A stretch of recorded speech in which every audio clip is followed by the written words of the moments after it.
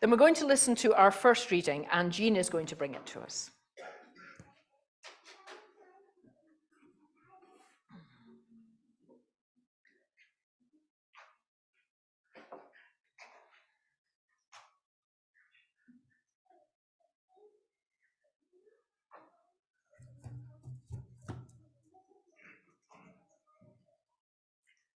This reading is from Psalm 5. Give ear to my words, O Lord. Consider my sighing. Listen to my cry for help, my King and my God, for to you I pray. In the morning, O Lord, you hear my voice. In the morning I lay my request before you and wait in expectation. You are not a God who takes pleasure in evil. With you, the wicked cannot dwell. The arrogant cannot stand in your presence. You hate all who do wrong. You destroy those who tell lies. Bloodthirsty and deceitful men, the Lord abhors. But I, by your great mercy, will come into your house. In reverence, I will bow down toward your holy temple. Lead me, O Lord, in your righteousness. Because of my enemies, make straight your way before me. Not a word from their mouth can be trusted. Their heart is filled with destruction. Their throat is an open grave. With their tongue they speak deceit. Declare them guilty, O God. Let their intrigues be their downfall. Punish them for their many sins, for they have rebelled against you. But let all who take refuge in you be glad. Let them ever sing for joy. Spread your protection over them. Those who love your name may rejoice in you. For surely, O Lord, you bless the righteous, for you surround them with your favor as with a shield. Another reading from Scripture, as Simon is going to read to us from John's Gospel, once he has adjusted the camera.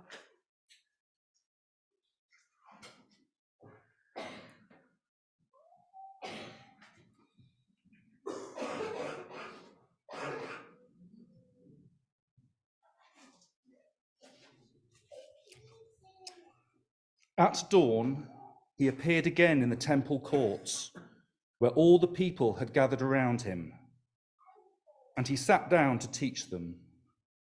The teachers of the law and the Pharisees brought in a woman caught in adultery. They made her stand before the group and said to Jesus, "Teacher, this woman was caught in the act of adultery. In the law, Moses commanded us to stone such women. Now, what do you say?" They were using this question as a trap in order to have a basis for accusing him. But Jesus bent down and started to write on the ground with his finger. When they kept on questioning him, he straightened up and said to them, "Let any one of you who is without sin be the first one to throw a stone at her." Again, he stooped down and wrote on the ground. At this, those who heard began to go away, one at a time, the older ones first, until only Jesus was left, with the woman still standing there. Jesus straightened up and asked her, "Woman, where are they? Has no one condemned you?" "No one, sir," she said. "Then neither do I condemn you," Jesus declared. "Go now and leave your life of sin." Amen.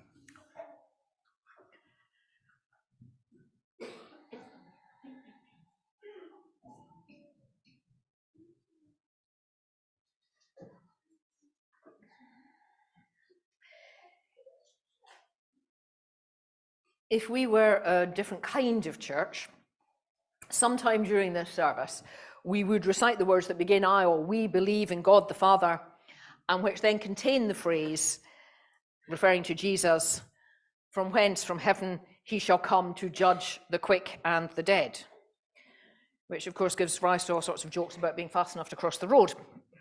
But aside from that rather limp joke, it is one of the dominant images of Jesus through history, one of the main ways in which he's been thought about through the history of the church and the teaching of the church, that of the one who comes to judge.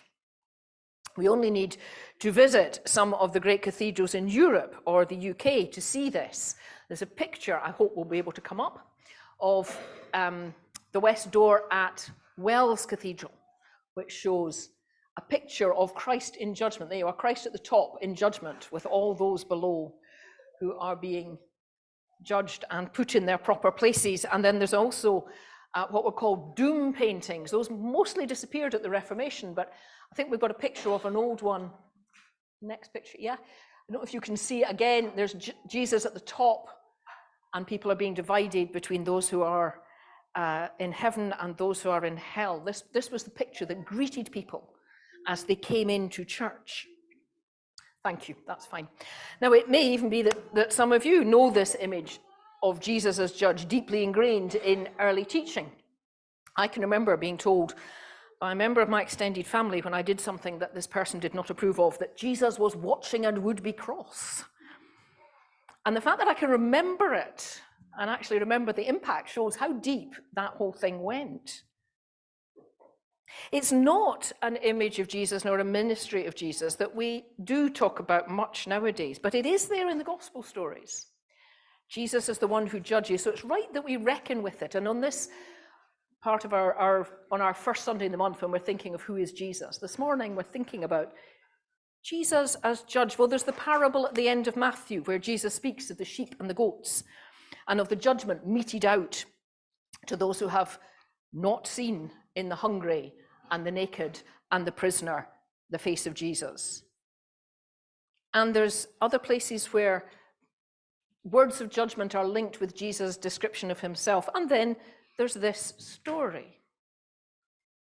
This story is actually contested. It's disputed about whether it belongs in the gospel or whether it belongs in this gospel or where it belongs here in this gospel. It talks about the scribes and the Pharisees, and it's the only place in the fourth gospel where the scribes and the Pharisees are talked about, though it's common in the other three. So does it belong in John's gospel, or was it originally in one of the other gospels? Many of the earliest manuscripts that we have of scripture don't have it at all, though some do. And some that do have it include it where we have read it, which is the beginning of chapter 8 in John, and some included other points in the gospel. And it's long been a matter of debate. And interestingly, it was a matter of debate early on. Augustine argued it's an authentic story, and it was removed from some of the gospels because people were unable to cope with Jesus showing mercy. Now, it's true, if you take this passage out, the text still runs quite smoothly. There isn't a hiccup. But it's also true that with this passage included, we start the section with the crowd wanting to stone the woman. We start this chapter with the crowd wanting to stone the woman, and by the end of the chapter, they're wanting to stone Jesus. So it kind of makes narrative sense as well, having it there. Well, look, we could, I'm not going to. We could spend a long time looking at all the technical issues to do with these verses. If anybody wants to, I can recommend all sorts of books to you. I'm more concerned this morning with considering the ways in which this story offers an understanding of Jesus as judging or as judge. And if that's what I want to consider, why use a disputed text? Well, because it's the only example I can find in the gospel stories where Jesus is presented as himself as a judge. We have a story in Luke's gospel where someone in the crowd asks him to make a judgment about who should inherit some property, and Jesus says, "Who made me your judge?" and then refuses to do it. Though he goes on to tell a very edgy story about wealth and the way it takes possession of people. And several times we read of people wanting to make him king, which involved a judicial presence, being a judging presence, and he refused. So judging actually seems, through the gospel stories, to be something that Jesus avoids. But here in this story, it's something that people are apparently determined to force him into. But it is a very particular form of judgment that they are seeking from him. Judgment as condemnation. The kind of judgment sought for, indeed argued for, in the psalm that we heard and many other like it. There are people doing things wrong, destroy them. And to be honest, wouldn't we quite like there to be a judge in the way that the psalmist talks of, a power which will judge and condemn all of them, whoever they are, the corrupt politicians, the uncaring decision makers, the abusers, the traffickers, the homophobes, the haters. We want them stopped. We want them judged. We want them destroyed. And it's true that the promise that, as the hymn puts it, the Light of the Morning hymn puts it, wrong shall be righted. That's important. Wrong shall be righted. The conviction that righteousness, that justice matters and will be carried out is one of the convictions that gives us the energy to stand against injustice, to resist oppression, knowing that right will triumph, that oppression will be overcome, that, as Martin Luther King put it, though the arc of the moral universe is long, yet it bends towards justice. That matters to us.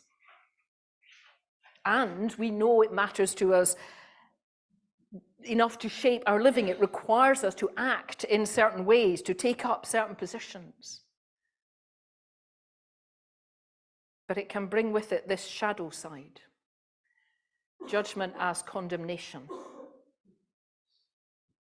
That was certainly the conviction of the scribes and the Pharisees. They were children of the Psalms. They knew and worshipped the God who promised that justice would be done and evildoers would be disarmed and overcome. And they're making the assumption that judgment and condemnation go together. So here is a story about a woman presented for judgment and condemnation because of her flagrant sin. Side note, they are right in what they claim about the required punishment. The law of Moses does say that a woman taken in adultery should be stoned, but so should the man, says the law. And where is he? Maybe something else is going on in this story. Well, yes, of course it is, and we see it. The writer makes it very clear in verse 6. They were using this question as a trap in order to have a basis for accusing Jesus. If he doesn't agree with their condemnation of her, he is seen to be abandoning the law of Moses. If, on the other hand, he does condemn her, if he agrees with the stoning, he will be breaking Roman law and will be punished by them. Remember, in the story of the crucifixion, it's made very clear the Jews do not have the right to carry out capital punishment. And stoning is, whatever else it is, it's capital punishment. So the judgment they are seeking, these skilled and devoted men who are deeply committed to a moral view of the universe, to a universe held in righteousness or punished by the God they worship, it's not simply the judgment of this woman, it's not even mainly her judgment. She is a means to an end. It's the judgment of Jesus. They are making a judgment about whether he is to be included in that righteousness or outside of it. In asking him to make a judgment, they are judging him. And they are setting him up to lose because they've already decided what the answer should be. So what does this story give us, apart from another reason to judge the scribes and the Pharisees? Now, there's a thing.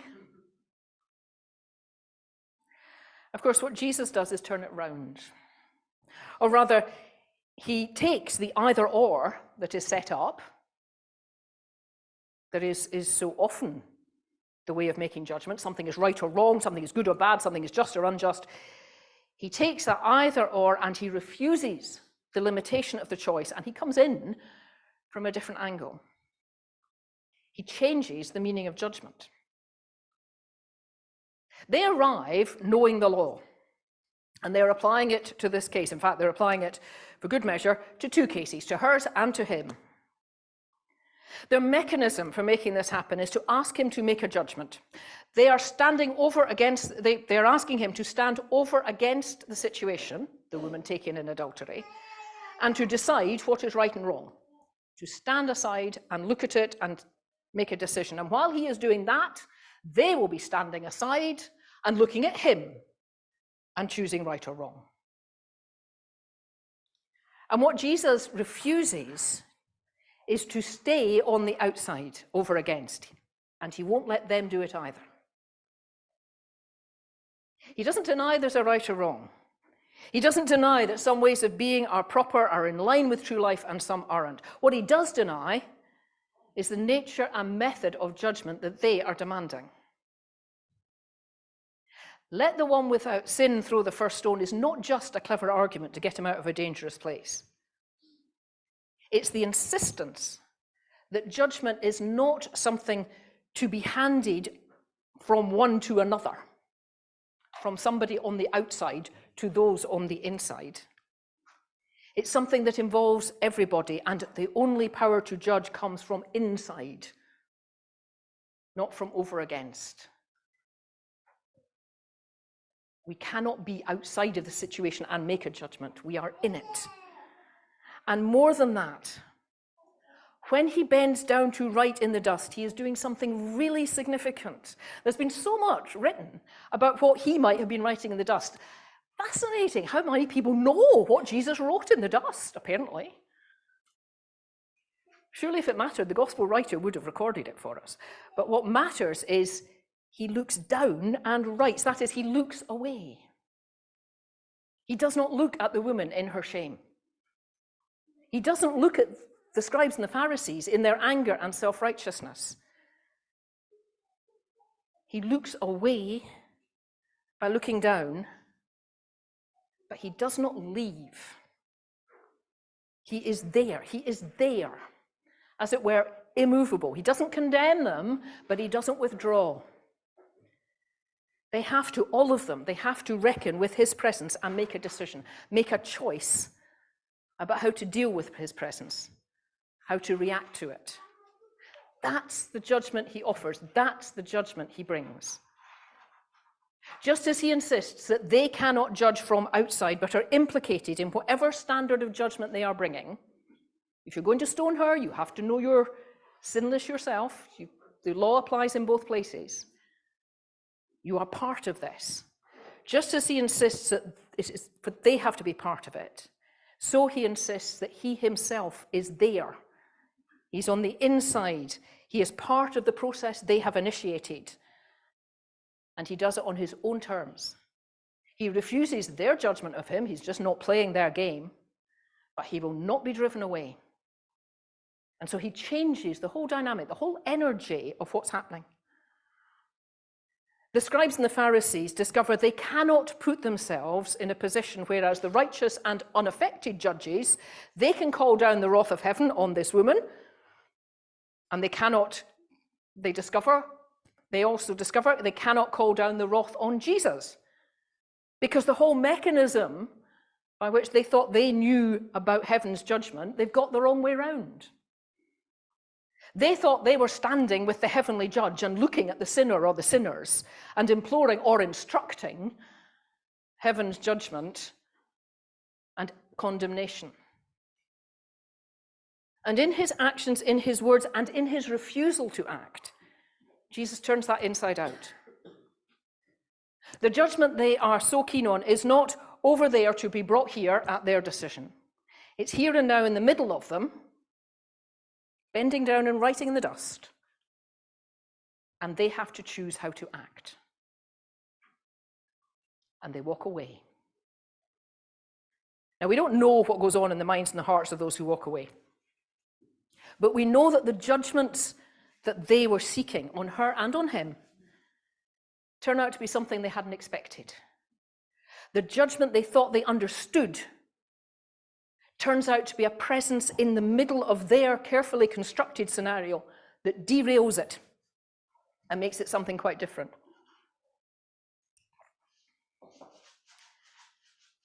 And for her, well, it's the same thing, really.